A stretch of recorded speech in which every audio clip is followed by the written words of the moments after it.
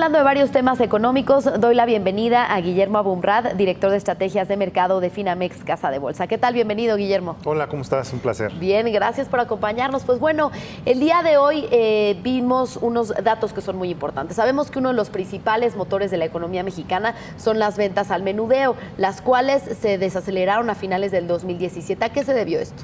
Pues sí, fíjate, hay que ver aquí, se desaceleraron en diciembre con respecto a noviembre y en noviembre con respecto a octubre, entonces ya están acumulando 2 meses consecutivos de caída con respecto al mes anterior. Es interesante también ver que esto se suma a otros indicadores también de menudeo que están mostrando este mismo comportamiento, pero ya son cifras de enero de este año. Entonces pensaríamos que este año también está empezando a la baja, ¿no? Me refiero a las ventas de autos, por ejemplo, que cayeron 11,5% con respecto a enero de 2018 con respecto a enero de 2017. Y también están las ventas de la ANTAD, que ya las hemos platicado aquí, que en enero también cayeron en términos reales con respecto al mismo mes del año pasado. ¿Qué es lo que está explicando este dato? Porque realmente pues, es preocupante, porque como tú bien dices, pues es el motor ha sido el motor de la economía en los últimos años. Entonces, obviamente preocupa el salario real negativo, ¿no? En el último trimestre de 2017, el salario real tuvo una caída de 1,3%. Y el empleo creció más o menos lo mismo, ¿no? Entonces, la combinación de las dos, que se llama la masa salarial, pues te da un crecimiento de 0 y eso pues no tiene ningún impulso adicional al consumo. El otro tema que es interesante, que ya estamos viendo en varias encuestas de confianza, es la incertidumbre que está trayendo las negociaciones del Tratado de Libre Comercio y las elecciones. Como que mucha gente, y esto podría estar explicando la caída en los autos, que dicen, bueno, pues voy a retrasar la compra de un bien duradero, pues hasta no saber cómo va a quedar la situación de la economía con NAFTA y ahora con las elecciones. Eso es un factor adicional.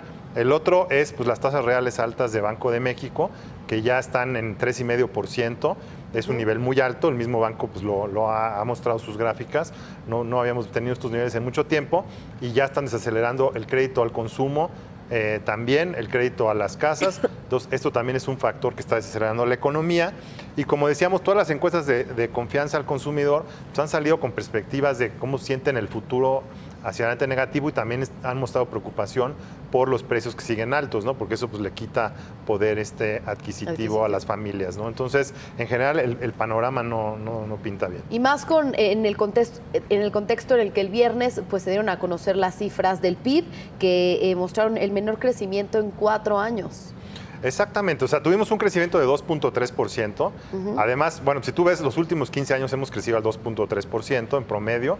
Entonces, pues la cifra pues no es nada, tú podrías decir, ni fría ni caliente, ¿no? Mediocre, digamos. No, mediocre, pero termina con un mal sabor porque el segundo semestre crecimos 1,6%. Entonces ya está mostrando una clara desaceleración. Entonces estamos entrando a 2018 en esta tendencia. Entonces ya no nada más es el consumo el que está desacelerando. Llevamos varios meses donde la inversión privada ha estado cayendo porque está respondiendo a las incertidumbres igual del Tratado de Libre Comercio, de la reforma fiscal en Estados Unidos y ahora de las elecciones.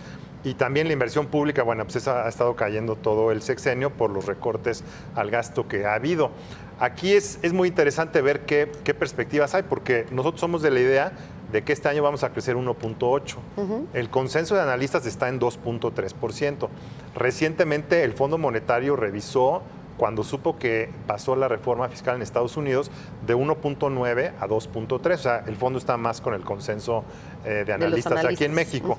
Pero aquí tú puedes decir, bueno, podría llegar a ser positivo el efecto de la reforma fiscal en Estados Unidos, ayudar a las exportaciones de México, pero tenemos todo esto que acabamos de platicar, todas las incertidumbres, la inflación, los salarios reales cayendo, que lo van a desacelerar más las incertidumbres a la inversión. Nosotros somos de la idea que eso va a ser mucho más, va a pesar más que lo positivo que pudiera ser. Entonces, en el año vamos a tener una desaceleración a 1,8%. ¿Y esto qué implicaciones tiene para política monetaria, tasas de interés?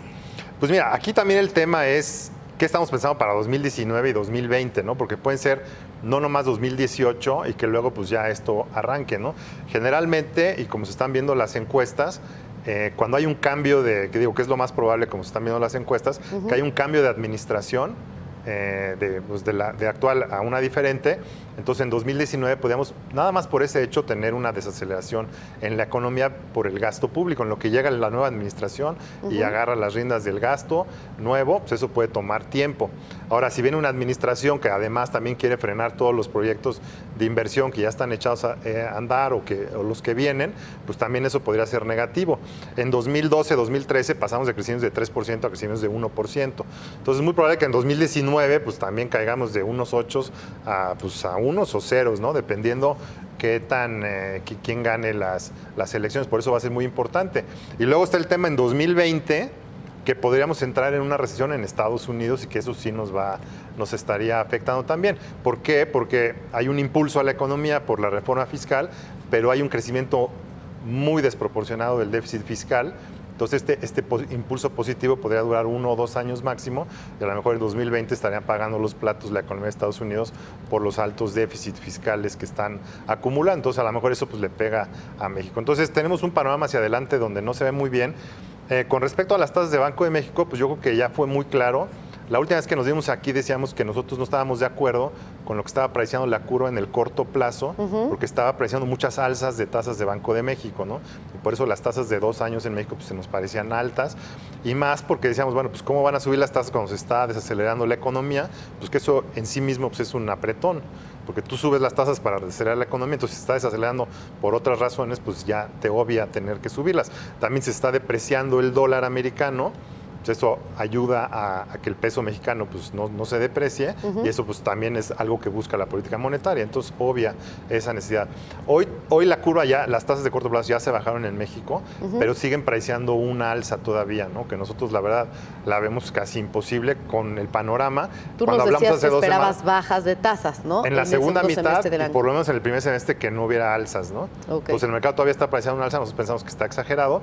Y hace 2 semanas no conocíamos los datos que conocimos del PIB y que estamos viendo. Entonces, a lo mejor la desaceleración de la economía viene peor de como se pensaba, y por eso Banxico ha estado ya mandando señales de que están preocupados por la desaceleración de la economía, que es mejor patear la meta que seguir subiendo las tasas, ¿no? Entonces, eso nos da una idea de que, bueno, si no pasa nada extraordinario, que siempre, bueno, pues es una cláusula que hay que poner ahí, nosotros veríamos que ya no suban las tasas en la primera mitad y en la segunda empezaran a bajar, con la baja que estamos viendo en la inflación subyacente, que es donde Banxico, la política monetaria, tiene injerencia. Y si la economía sigue desacelerando, pues eso ayuda también a que la inflación baje más rápido, ¿no? Pues sí, todavía faltan muchos eventos, como decías. Sí. Pues falta ver en qué termina la renegociación del Telecán y, por supuesto, las elecciones de Estados Unidos, pero en términos generales estiman un crecimiento de 1.8% del PIB este año, 2018. Exactamente. Bien, pues muchas